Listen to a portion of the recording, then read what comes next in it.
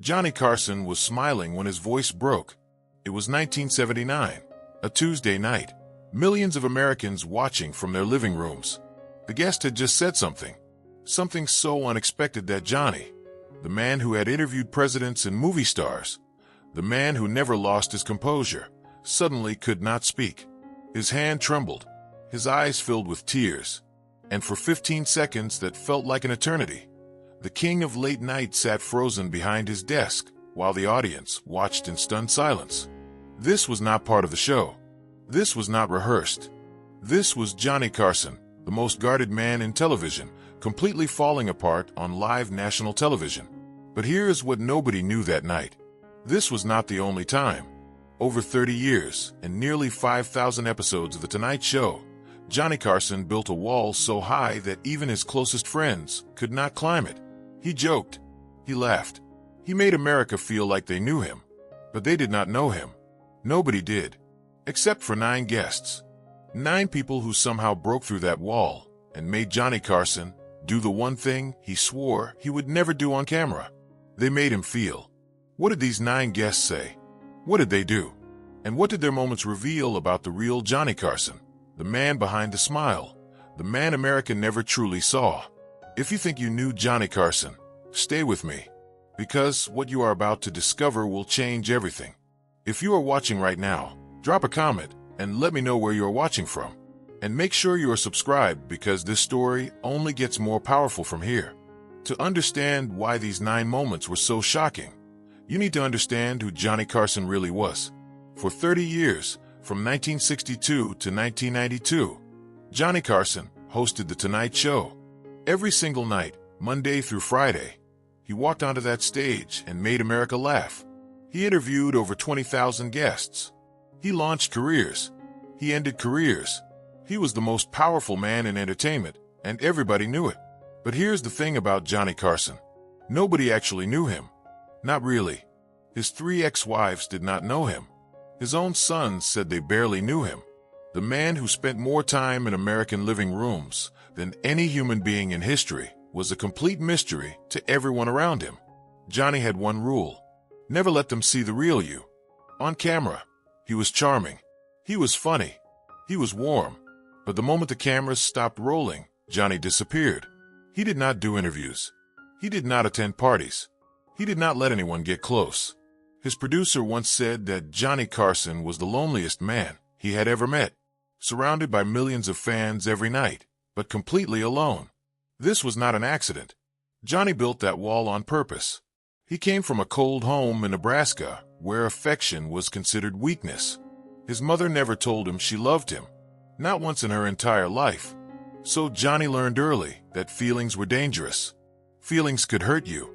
The safest thing to do was hide them, bury them so deep that nobody could ever use them against you. And for 30 years, it worked. Johnny Carson sat behind that desk and made the whole world laugh while hiding everything he actually felt inside. Guests came and went. Some were funny. Some were boring. Some were famous. But none of them could crack the wall. None of them could make Johnny Carson show what he was really feeling. Until 9 of them did. And what happened in those 9 moments revealed a Johnny Carson that America had never seen. A man carrying pain so deep that when it finally came out, it left the entire country speechless. The first guest who broke through was someone nobody expected. The year was 1971. Johnny had been hosting The Tonight Show for almost a decade. He had interviewed thousands of people by then. Nothing surprised him anymore. Or so he thought. That night, a young boy walked onto the stage. He was 11 years old, diagnosed with a terminal illness, and he had one wish before he died. He wanted to meet Johnny Carson. The boy sat down in the guest chair, looked at Johnny with the biggest smile, and said something that stopped Johnny cold. He said, "Mr. Carson, I watch you every night with my dad. And when I am gone, I want my dad to keep watching you. Because when he sees you laugh, he will remember me laughing too." Johnny opened his mouth to respond. Nothing came out. For the first time in his career, Johnny Carson had no words. The audience was silent. Johnny reached over, took the boy's hand, and just held it. He never spoke about that moment publicly. But people who were there that night said Johnny went to his dressing room afterward and did not come out for an hour. The second guest came 3 years later in 1974. It was Don Rickles, one of Johnny's closest friends in the business. Don was famous for his insults. He made fun of everyone, including Johnny. But that night, Don did something different.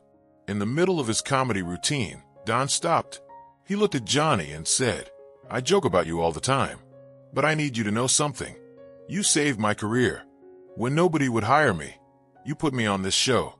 You believed in me when nobody else did. And I never thanked you for that." Johnny tried to laugh it off, tried to make a joke, but his voice cracked. Don Rickles, the man who never got serious, had just gotten serious, and Johnny did not know how to handle it. The third guest was a surprise. It was 1977. A woman from Nebraska showed up backstage, claiming she knew Johnny when he was a child. Security almost turned her away, but Johnny agreed to see her. She was his elementary school teacher, 83 years old. She told Johnny on air that she always knew he would be special. She still had a drawing he made in second grade. Johnny held that drawing in his hands, and his eyes filled with tears. 3 guests, 3 moments. But these were just the beginning, because guest number 4 would shake Johnny Carson to his very core. If you are still watching, hit that subscribe button right now. And tell me in the comments, where in the world are you watching from tonight?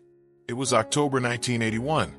Johnny had just returned to The Tonight Show after taking a week off. Nobody knew why he had been gone. The official story was exhaustion, but the truth was much darker. Johnny's son Rick had been in a serious car accident. For 3 days, Johnny sat in a hospital waiting room, not knowing if his son would survive. Rick pulled through, but something in Johnny had changed. That night, his guest was Jimmy Stewart. The legendary actor was 73 years old. He had known Johnny for years. They had always kept things light. Jokes, stories, Hollywood gossip. But that night, Jimmy could see something was different in Johnny's eyes. So Jimmy did something unexpected. He started talking about his own son. Jimmy Stewart Jr. had died in Vietnam in 1969. Jimmy had never publicly spoken about it in detail. But that night, he told Johnny everything. The phone call, the funeral, the years of grief that never went away.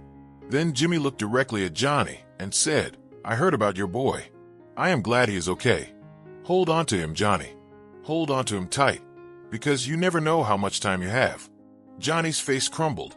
He tried to hold it together. He could not. Tears streamed down his face on live television. He reached over and grabbed Jimmy Stewart's hand. Neither man said anything for almost 30 seconds. The audience did not make a sound. They were witnessing something sacred. Guest number 5 came just 8 months later. It was June 1982. The guest was Bette Davis, one of the toughest women in Hollywood history. She had survived 4 marriages, countless scandals, and a career that spanned 5 decades. Nobody intimidated Bette Davis. But that night, Bette did not come to talk about movies. She came to talk about regret. She told Johnny that she had sacrificed everything for her career, her marriages, her children, her chance at real happiness. She said she would trade every single award for one genuine relationship that lasted. Then she looked at Johnny and said, "You remind me of myself. You hide behind the jokes, but I see it in your eyes. The loneliness. Do not make the same mistakes I made, Johnny. Do not wake up one day and realize you pushed everyone away." Johnny sat frozen. He did not respond with a joke. He did not change the subject. He just nodded slowly, and everyone watching could see that Bette Davis had just described his entire life. The 6th guest was the one America never forgot. It was February 1985. The guest was a Vietnam veteran named David Thompson. He was not famous. He was not an actor or a comedian. He was just a man who had written Johnny a letter. In the letter, he explained that he had come home from the war broken. His wife had left him. His children would not speak to him. He had been homeless for 3 years. But every night in the shelter, he watched The Tonight Show, and Johnny's voice kept him alive. Johnny invited him on the show. When David sat down, he did not ask for anything. He just wanted to say thank you. Johnny listened to this man's story, a story of pain and survival and hope, and something inside him shattered. Johnny stood up from behind his desk, walked over to David, and hugged him. On live television, Johnny Carson, the man who never showed emotion, held this stranger and wept. The audience wept with him. By 1987, Johnny Carson was 52 years old. He had been doing The Tonight Show for 25 years. The wall he had built was stronger than ever. But the next three guests would tear it down completely. Guest number 7 was his own brother, Dick Carson. Dick worked as a television director in Hollywood. He and Johnny rarely spoke about their family. That night, Dick came on the show to promote a project. But near the end of the interview, Dick said something that caught Johnny completely off guard. He said, "You know, Johnny, Mom never told us she loved us. But I want you to know something. I love you. I have always been proud to be your brother." Johnny's smile disappeared. His jaw tightened. He looked at his brother, the only person alive who understood what their childhood had been like, and his voice shook when he said, "I love you too." It was the first time Johnny Carson had ever said those words on television. Guest number 8 came in 1990. Johnny was 65 years old. He knew retirement was coming. The guest that night was Bob Hope, the man Johnny considered his hero. Bob was 87 years old. He had been in show business for over 60 years. Near the end of the interview, Bob looked at Johnny and said, "You know what your problem is, Johnny. You never believed you deserved any of this. But I want to tell you something. There has never been anyone better at this job than you. Not me. Not anyone. You are the greatest there ever was." Johnny looked down at his desk. He could not look at Bob. His eyes were wet. He whispered, "Thank you, Bob. That means everything." Bob reached over and patted Johnny's hand. Two legends. One moment of truth. But it was guest number 9 who delivered the final blow. May 22nd, 1992. The last episode of The Tonight Show. Johnny's final guest was Bette Midler. She did not tell jokes. She did not promote a movie. She walked onto that stage, looked at Johnny, and simply started singing. The song was One for My Baby. A song about loneliness. A song about endings. A song about a man sitting alone at a bar with no one left to talk to. Johnny sat at his desk, tears rolling down his face, as Bette sang directly to him. 30 years of walls.